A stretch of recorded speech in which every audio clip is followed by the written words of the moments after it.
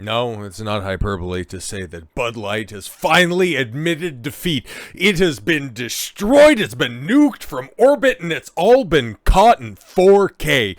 Even 3 months on, when it comes to all of the Bud Light fiasco situations, whatever the hell you want to call it at this point in time, you'd almost feel bad. You would. You'd almost feel bad continuing to come back day after day, week after week, month after month to get the scoop on how bad things are getting for a certain company, but this isn't one of those situations. You might think that it's like beating a dead horse, but at least there's some utility to that. Bud Light, on the other hand, well, what the hell was it to begin with?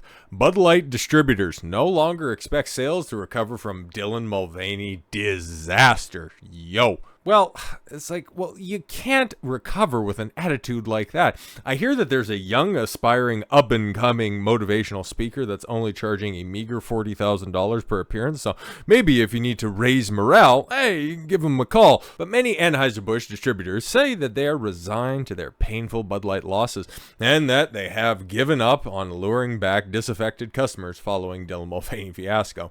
After 4 months of hiring freezes and layoffs, and some beer truck drivers getting heckled and harassed by probably a bunch of just overzealous white women that have far too much entitlement and excess emotion thanks to their placeholder husbands. But anyways, and a need to focus, they just basically, yes, are now coming to the conclusion that they have lost a chunk of their customers for good and need to focus on a new crop of drinkers. Yeah, people that are deaf, dumb, and blind that haven't seen the writing on the wall for this dying brand for the past 4 months. Yeah, tomorrow will mark 4 months since Dylan Mulvaney put out that first shot that eventually sunk the Lusitania, or the USS Liberty. Consumers have made a choice, said an executive at a Texas-based beer distributor who did not want to be identified. That's all right. We have other executives that are currently dunking on Bud Light, just going, yeah, boy, that was a disaster, huh? We're not definitely going to be doing that. Said an executive, yes.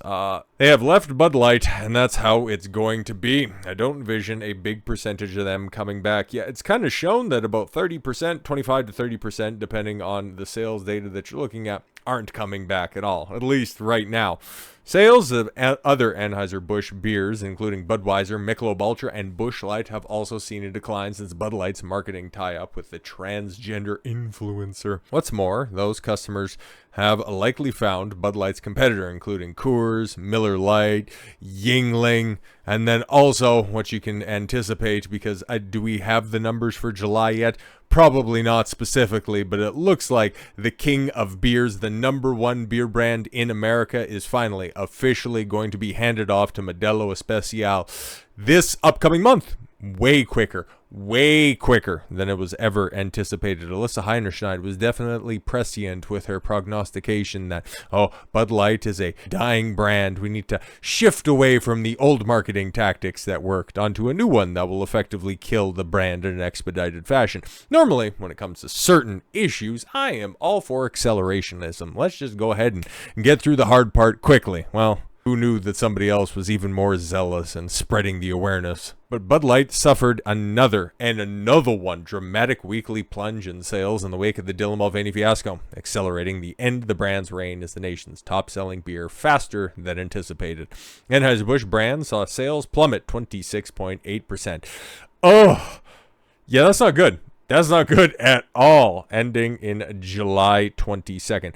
I still think, if I remember correctly, the basically free beer rebate was still going through that week, all the way through Saturday as well, up until the 21st. I think it went all the way from the yeah, I think so. I'm not entirely sure, but I think that that's at least close. Or maybe it wasn't. Maybe this was the first full week without a rebate. Really, it doesn't much matter because it's worse than the week before of 26.1%. So yeah, just about a full percentage point. It's just a little rounding error at this point in time. But we're not taking a look at like actual money. We're just seeing volume moved, because that's what that is. Drop-off continued, a catastrophic trend since Bud Light partnered with transgender influencer on April 1st. April Fools, I killed your brand. Sparked a backlash and boycotts in conservative regions of the country. Yes, like the entire country. Because we've seen state-by-state breakdowns, or at least region-by-region breakdowns, and it's down across the board. Whether it's 1% on the woke western part of the country, or down like 20% in the heartland where you guys actually sell your beer. Because it's more or less cocktails over on the West Coast, and then and up in the Northeast, they got all their craft beers and their different hipster shit that they do up there. So where do they sell beer? Where they're not buying it. Meanwhile, sales, for the number 2 beer in the United States, Modelo Especial, popped 13.4% over the same period. Yo, that's got to be one of their biggest jumps, because we've seen 8.9, 8s, 8s and 9s, but 13.4, that's just like finally people are going, well, you know what, hey, I'm just going to go ahead and bite the bullet. Give this stuff a try, and it looks like it's working. Looks like it's working by just simply not doing the dumb things that Bud Light did in order to kill their brand. The brand should end Bud Light's 2 decades of dominance in the market share before the end of August, according to Bump Williams, who heads the eponymous consultancy. It's going to happen a lot sooner than anyone would have ever thought. Modelo Especial had reached 8.2% market share year to date compared to Bud Light's 8.4%. The closest any brand has come to surpassing Bud Light as the king of beers. Wait, that's Budweiser's slogan. Why you use it for Bud Light? Because, well, Budweiser's not really using it for anything else except for nostalgic reasons. I don't know, you can run that back in a couple years' time. But anyways, Modelo has been outselling Anheuser Busch's Bud Light in stores since May. Guys. The Belgian-based brewer giant, other brands have also been dragged down amid the boycott. Budweiser sales are down 10.3. Yo, down. That's another big one. A marginally worse than the 10% decline from the previous week. Michelob Ultra dipped 0.9%. That's a little bit better. 1.3%, but it's still been going down. It's like not enough people know that Modelo's under the umbrella, or not Modelo, sorry, Michelob's under the Anheuser-Busch umbrella, but enough people know that, I don't really need to support that in order to at least create a bit of a dip. Busch Light dropped 1.1% compared to the 2.8% in the previous week. So it looks like the rest of the brands, they're at least kind of coming around, and you're just seeing the natural brand fatigue. Some people trying some different stuff, maybe coming back at a certain point in time. Everything looks like it's kind of evening out. As long as you don't have Bud or Budweiser affixed to your name, it just kind of looks like that entire legendary brand is basically done. And another legendary brand that is in the beer market has seen what has gone on with Bud Light, and it's gone, we're good. Heineken boss, shitty-ass Heineken says companies must stand for your values in wake of Bud Light Dylan Mulvaney marketing partnership. Know who your consumers are and then don't betray them. It's a fucking revolutionary idea that these guys are having. I know, right? CEO of Heineken has said that he has learned from rival beer maker Bud Light's mistakes after the disastrous marketing campaign featuring, Dylan Mulvaney. We know. Dolf van der Brink. Oh God, I can bust out a Dutch accent. Oh my God. On Monday said the companies have to be aware of the polarization in society, but also stand for your values. Particularly in the Western world, we do see a lot of polarization in society. When asked about the controversy on CNBC's Squawk Box Europe, and that's affecting all the players, all the actors in society, also businesses and also brands. You have to be thoughtful, you have to be balanced, and at the same time you can't fuck up like the Bud Light did by hiring the tranny. You need to stand for your values and for your principles, and we try to do that to the best of our abilities. So far, I'm proud of how our brand teams across our operating companies and navigating around the world. Van der Brink's remarks come just days after rival Anheuser Busch, InBev, the parent company of Bud Light, released its second quarter earnings report on Thursday. And guess what? It ain't great. It ain't great at all. In fact, it's probably the opposite of great. A lot of people would say. Some people tell me. The company has continued to face boycott from all sides of the political spectrum. Hey, shout out Daily Mail for actually getting it right this time.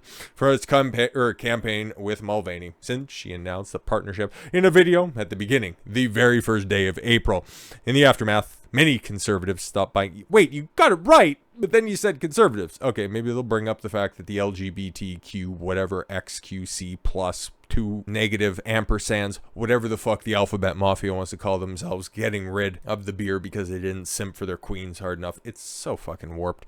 And Mulvaney's also getting younger, apparently. So I should have been very, very prudent with my positive review of Daily Mail, because I know I've been reading this stuff enough. I know that Mulvaney's 26 years old, not 24.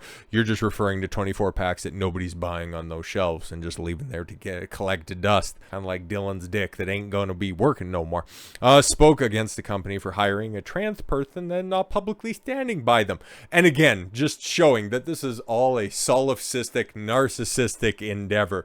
Mulvaney, the day after, hell, hours after it was announced that Anheuser Busch was going to be laying off in excess of 300 plus executives, Mulvaney comes out and says, yeah, it's my 500th day and I've been through like so much trauma. Okay, well, I'm going to go and chill in the French Riviera, one of the most expensive places on earth, and you guys can just watch me videotape all of my exciting escapades. But yeah, make zero mention that your campaign specifically put 300 people in actual trauma, in an actual bad place, instead of this metaphysical made-up scenario in order to elicit sympathy on social media. Whereas just a simple couple of weeks ago, you were saying, I'm just so mad that they didn't want to stick up for me. You killed the company. The numbers are in. The sales data shows Bud Light is not recovering. It is not getting better. And everybody, all the executives that are still employed at other places, are looking at the situation from afar and going, yeah, we're not going to do that. You lay with dogs, you get fleas, you play stupid games, you win stupid prizes. So with all that said, thank you all very much for the gift of your time. I've been Don Consuelo. I want you to follow your gut and get after it. Take care, everyone.